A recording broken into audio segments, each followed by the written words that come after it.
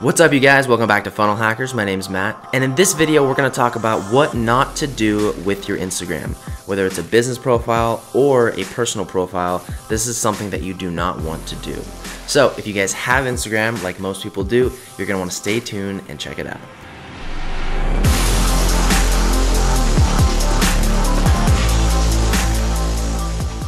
So as a lot of you guys know, back in 2013, my brother and I started the Kirk Brothers Instagram page.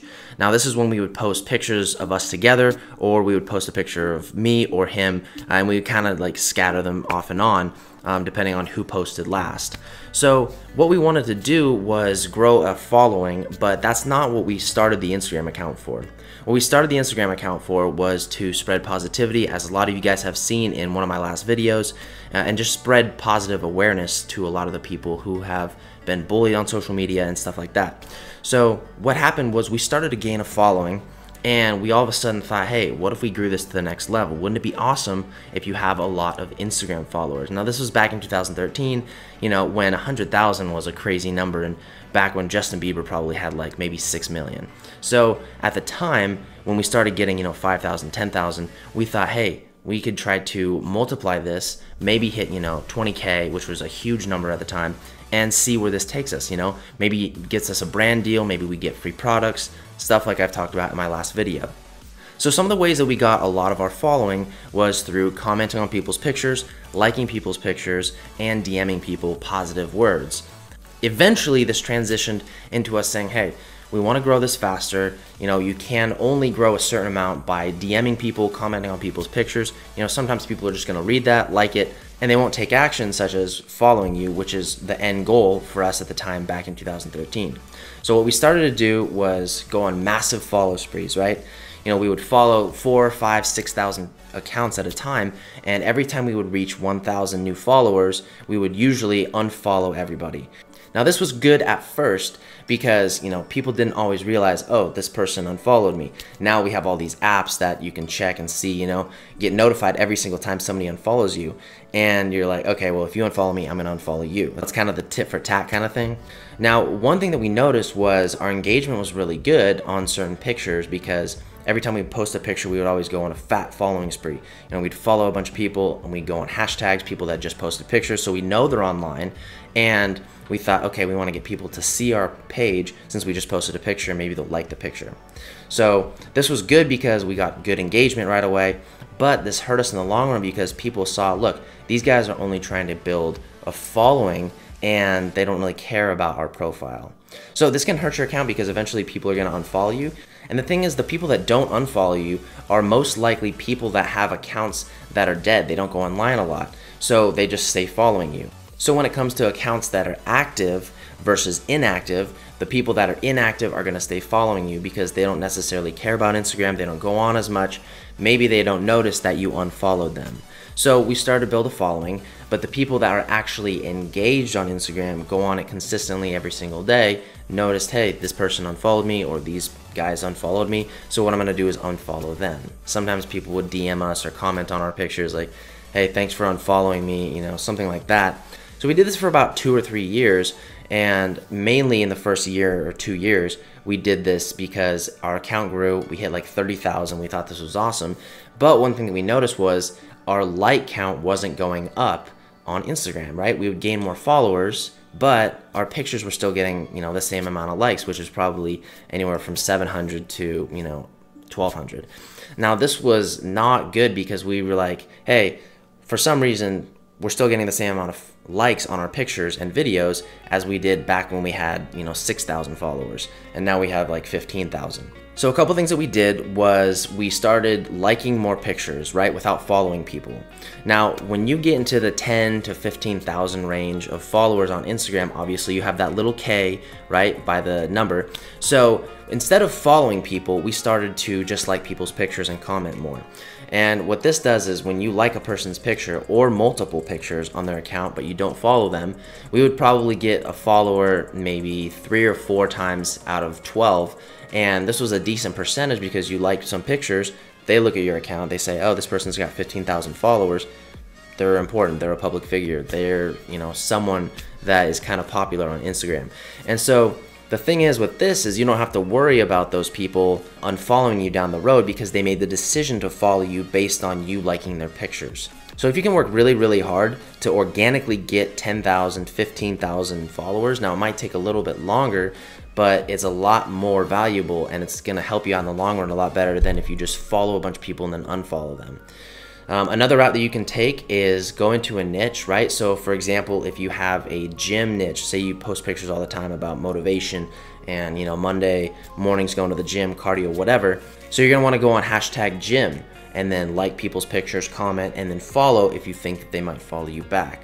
Remember, you have a better chance of them following you back if they have a low follower count and a higher following count. So for example, if somebody's got 500 followers but they're following 1,000, then you have a better understanding of, hey, look, if I like this person's picture and I follow them, most likely they're gonna follow me back. Now this is up to you because eventually, when you do this, you're gonna build, your following, but you're also gonna be following a lot of people. Now the thing is, if you actually stay following them, most likely those people are gonna stay engaged and they're gonna comment on your pictures, like your pictures, as long as you're doing the same to them. So a couple tips that I have for getting to 10,000 followers organically on Instagram is number one, figure out if you like this person's content, right? So go on hashtags, whatever you're posting, if it's similar to yours, like it, follow them. If you want to follow them, obviously if you get people to follow you back, you're gonna wanna stay following them. That way they don't unfollow you down the road. Now, one thing I want to talk about is Instagram is extremely difficult to grow a huge following if you don't have other social media platforms tied into it, right? So, for example, you might find someone who's got 1 million followers on Instagram and you're like, how, right? They might have a YouTube channel. They might have been huge on Twitter. They might have a Twitch account. They might have a Facebook following. It doesn't really matter, but there's always something else fueling Instagram because here's the thing, Instagram is tough. Yes, you can share pictures now, but it's not like a re-Vine. Back when Vine was a thing, if somebody's Vine was funny, you might re-Vine it. Now it's on your page. Now all your followers can see it. Now to your followers, maybe you have 500 followers, maybe 2 of those people re-Vine it to their page, right? With Instagram, you don't really do that. You can't really post a picture on your page. Now you could, but a lot of times it won't link back to the person's account. So for example, if some girl has 1,000 followers, she really likes Jeffree Star's picture, she might screenshot it, post it on her page, and all her followers might see it, but she forgot to tag him in the picture, and a lot of those people won't end up finding his profile. They'll just see a post on her page. So even in this day and age with Instagram being one of the most popular social media platforms, you can't just be a hot girl and grow a large audience by posting hot pictures. You can't be a guy that's rich that just posts pictures of Ferraris and Lambos and then grow a fat following, right? You have to engage, you have to have some other social media platform that's driving people to your Instagram, right? So a lot of YouTubers have a lot of followers on Instagram because of their YouTube channels. Or maybe take movie stars, right? You look at people like Johnny Depp has a huge following. Dwayne "The Rock" Johnson has a huge following because he's a movie star, right? He didn't get those followers based on the photos that he posted. So it's extremely hard to grow organically on Instagram if you don't have other social media tied into it. That's why I would say if you guys have Facebook, if you have a YouTube channel, do more YouTube. If you have Snapchat, tie your Instagram in. Make sure and tell people, hey, follow my Instagram, I'll follow you back, whatever. Try to cross-promote your accounts. Now, this is something that I know Jake Paul said he would have done more because at the time when Vine was alive, he actually didn't cross-promote as much as he would have because as soon as Vine died, then he was like, oh, what do I do? So what about mistakes, real quick on that? Yeah, mistakes, super important. I think some of them is I wasn't creating content like consistently. I didn't realize how important that was. Huge. And then I also wasn't always cross-promoting my different socials. So like my Vine got to like 5 million followers and like I would never promote my Instagram. Right. But then Instagram is became now more, bigger yeah, than sure. Vine. And so I wish I would have done that the whole entire way. Let me do a recall to my early days of influencer. And then all of a sudden he's got a YouTube channel and he starts producing good content daily because now Vine's gone. He's like, now I have to figure out how to get another following somewhere else. So now he drives people from his YouTube channel to his Instagram, to his Twitter, to his merchandise. So now he's leveraging everything from YouTube, right? He doesn't have that fat following on Instagram based on how well he did with Vine. Vine got him a little kickstart, but then he really took off with YouTube, as well as his brother Logan Paul. Those guys have done a really good job of making content every single day that's entertaining, and it's gonna pertain to the audience that they have, which is fairly young, but those people, those viewers are gonna stay locked in because it's so entertaining, and it's for like 10 to 15 minutes. Sometimes the videos get even longer. So when it comes down to it, be active on Instagram. If you guys have any questions about how to gain followers faster or how to get more engagement, I will be doing more videos in the future on that, so stay tuned to check those out. I really appreciate you guys staying through this video, watching the whole thing. So if you guys liked this video and found some kind of value in it at all, please drop a like. That would be awesome as always. And if you guys have any questions you want to ask me or future videos you want me to do, go ahead and drop them down in the comment box below. And if you guys haven't already, go ahead and hit that button right there. Subscribe to the Dream Team. Content coming weekly. Thank you guys so much for watching, and we'll see you in the next video.